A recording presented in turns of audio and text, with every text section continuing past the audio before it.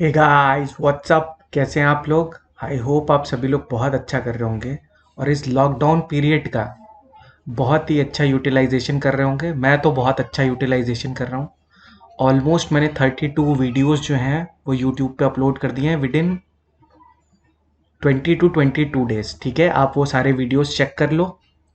Quick revision series का जो last video मैंने बनाया था उसमें मैंने कार्बोक्सिलिक एसिड्स एंड डेरिवेटिव्स का फर्स्ट पार्ट कंप्लीट कर दिया था। उसमें मैंने कौन कौन सी चीज़ें कंप्लीट कर ली थी।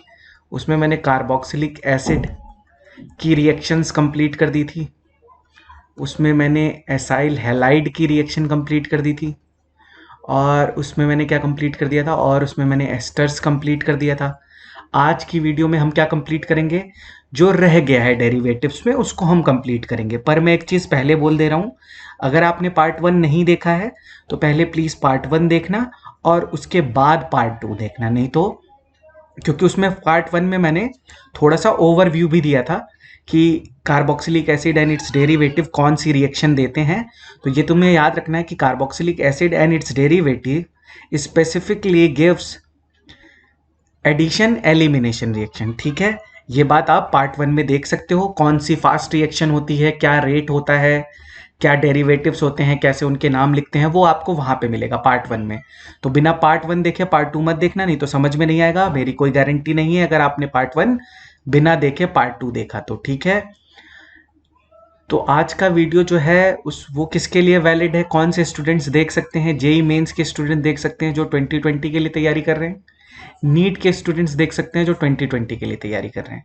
आई होप यहाँ तक सबको बात समझ में आ गई होगी। वीडियो पूरा लास्ट तक देखना, 10 से 15 मिनट का वीडियो होगा। एक बार देख लोगे तो तुम्हारा नाइट्राइल कंप्लीट हो जाएगा, तुम्हारा एसिड एनहाइड्राइड कवर हो जाएगा और तुम्हारा एवाइड कवर हो जाएगा। 15 मिनट्स में अगर तीनों चीज़ें कवर हो जाएं तो इससे अच्छी कोई बात ही नहीं हो सकती। ठीक है, welcome to the official YouTube channel of Chemiway. मेरा नाम है सौरभ श्रीवास्तव।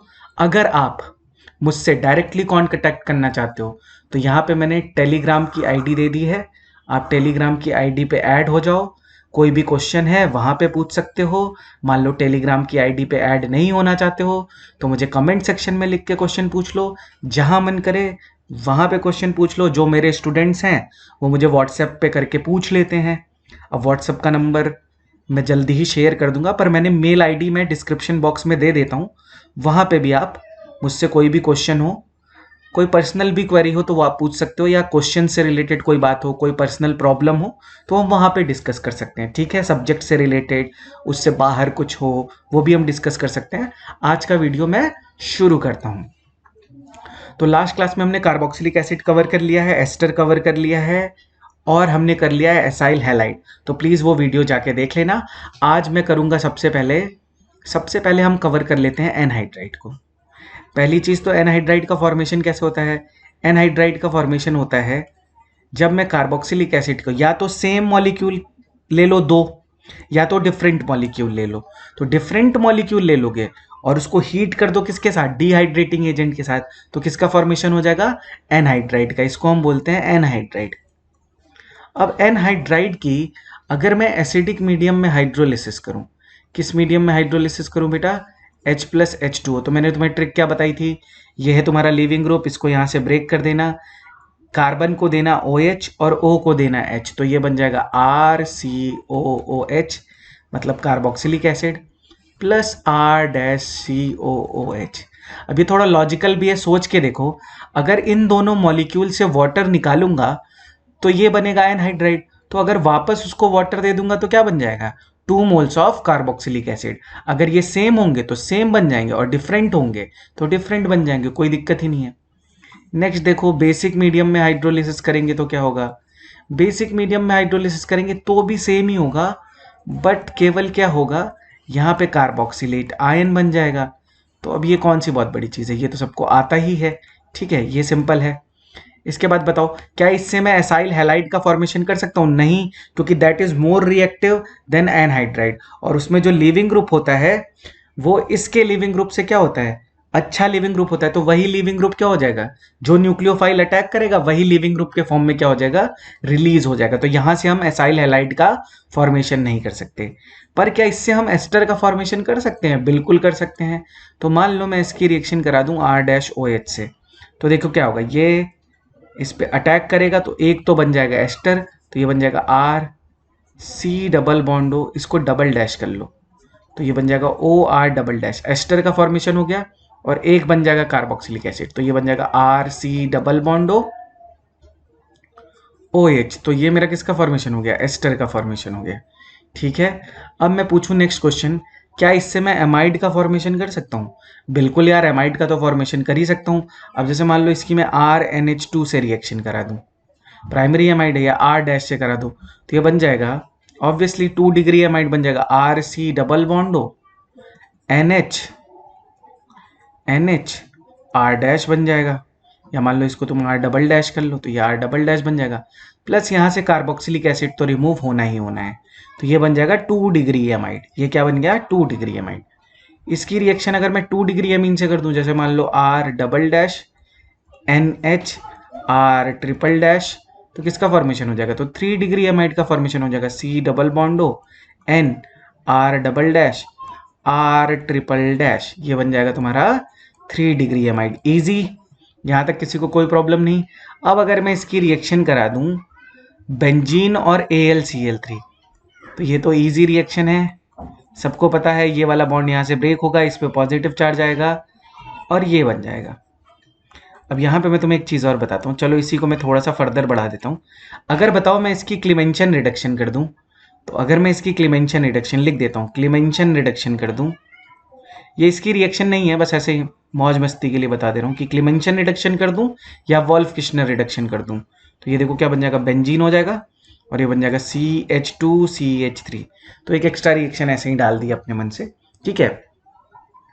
अच्छा, ये रिएक्शन तो सबने ही पढ़ी होगी कि अगर मैं इसकी रिएक्शन करा दूं पिरिडीन से, पिरिडीन बोल रहा हूँ, इसकी करा दूं एनिलीन से in the presence of pyridine, तो क्या होता था, यहाँ से H हटता था और ये पूरा ग्रुप, ये भी एसाइलेशन ही है, तो ये बन जाएगा देखो NHC डबल बॉन्ड OCH3। और तुमको याद होगा कि this is moderately activating group, this group is moderately activating group because इसके लोन पेयर कहाँ है, 2 जगह रेजोनेंस में प्रेजेंस है। तो यहाँ पे इसको हम करते ही हैं, ये तो इंपॉर्टेंट रिएक्शन है ही है। ये हमारा बन गया अपना मॉडरेटली एक्टिवेटिंग ग्रुप। इसी तरह तुमने एक रिएक्शन पढ़ी होगी, जब इसकी रिएक्शन में करा देता हूं, ये सबको पता है सैलिसिलिक एसिड, जब मैं इसकी सैलिसिलिक एसिड से रिएक्शन कराऊंगा तो क्या बन जाएगा, तो मेरा बन जाता है एस्पिरिन, ये तो COOH ही रहेगा, COOH, और ये बन जाता है OC डबल बॉन्ड OCH3, इसको हम बोलते हैं एसिटाइल सैलिसिलिक एसिड, और इसी को हम बोलते हैं एस्पिरिन।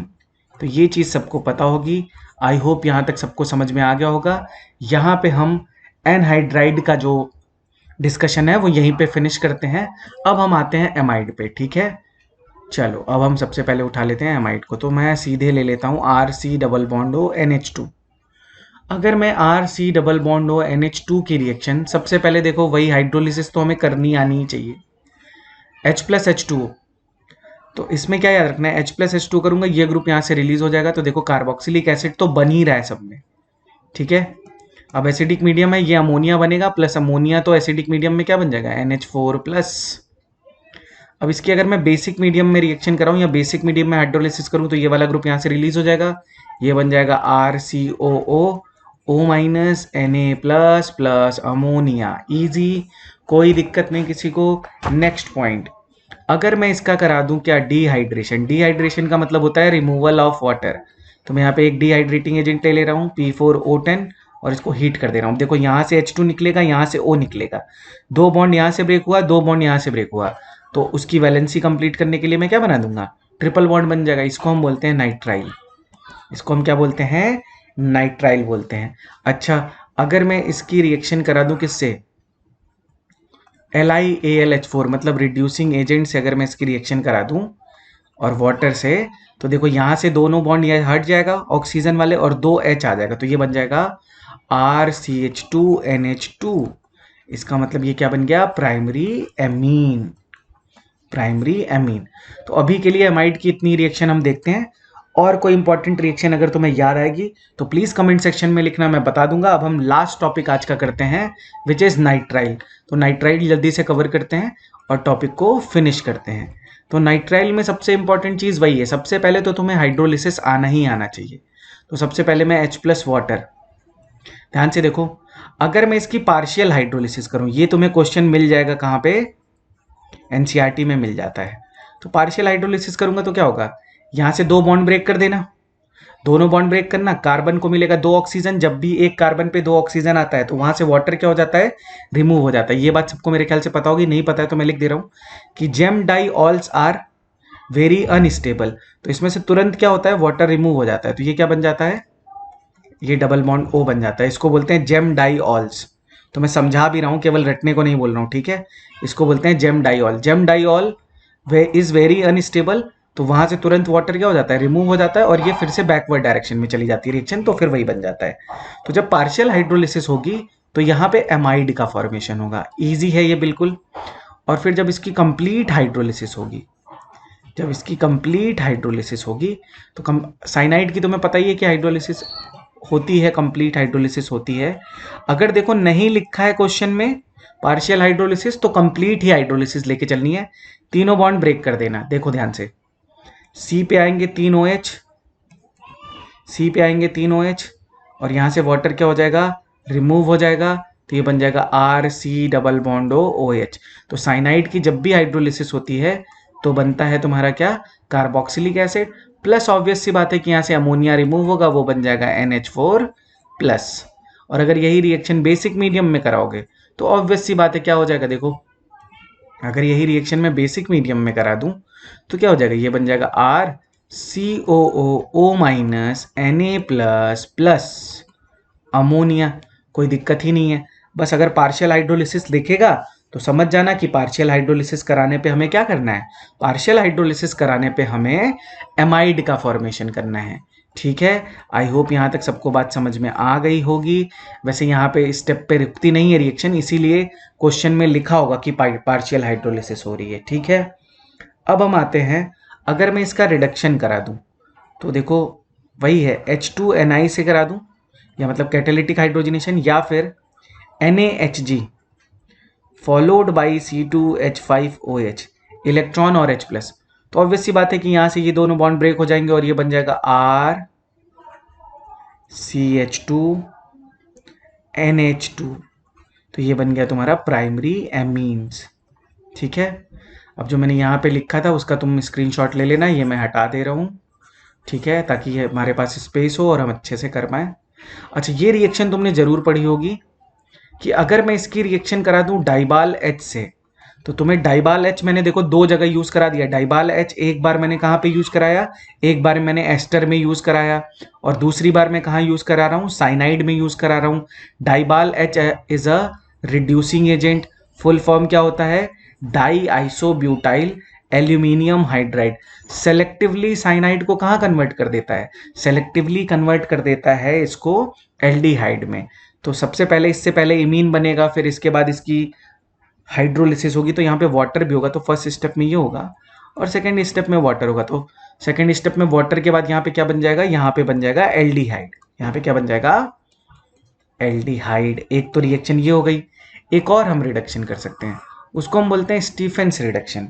उसमें हम क्या यूज करते हैं, उसमें हम यूज करते हैं SnCl2 + HCl followed by hydrolysis. तो उसमें भी हम क्या यूज करते हैं, SnCl2 + HCl, सेकेंड स्टेप में हम कर देते हैं हाइड्रोलिसिस। इसको हम बोलते हैं, इसका ये नेम रिएक्शन एक्चुअली में, इसको हम बोलते हैं स्टीफन रिडक्शन। इसको हम क्या बोलते हैं, स्टीफन रिडक्शन। तो इसमें भी क्या बन जाएगा, RCOOH बन जाएगा। तो ये भी कहाँ पे, सेलेक्टिवली कहाँ पे उसको ले जा रहा है, एल्डिहाइड में। तो साइनाइड में देखो कुछ इंपॉर्टेंट रिएक्शन है। फिर एक रिएक्शन और हम यहाँ पे कर सकते हैं, पहले मैं इसकी रिएक्शन करा दूं RMgX से, and then followed by H3O+। तो याद रखना, R पहले इस पे अटैक करता है, सब्सटीट्यूटेड एमीन बनता है, फिर जब हाइड्रोलिसिस होगी तो कीटोन का फॉर्मेशन हो जाता है। अगर किसी को इसका मैकेनिज्म समझना है कि कैसे हुआ है, तो प्लीज़ मुझे कमेंट सेक्शन में बताना। आई होप साइनाइड से रिलेटेड जितनी भी रिएक्शन मुझे इंपॉर्टेंट लगती है वो मैंने बता दी है। अगर किसी को लगता है कि कोई और भी इंपॉर्टेंट रिएक्शन है तो प्लीज़ वो मुझे कमेंट सेक्शन में बताए, मैं उसको कंप्लीट कर दूंगा। और लॉकडाउन पीरियड का बहुत अच्छे से यूटिलाइजेशन करो, क्योंकि यही टाइम है जिसमें आप अच्छे से अपना टाइम पढ़ाई को दे सकते हो। आई होप मेरा वीडियो सबको पसंद आ रहा है। Thank you so much for all the love and appreciation. Keep sharing और प्लीज़ चैनल को जरूर सब्सक्राइब करें। Thank you so much for all the love and appreciation. Signing off, bye bye, thank you so much.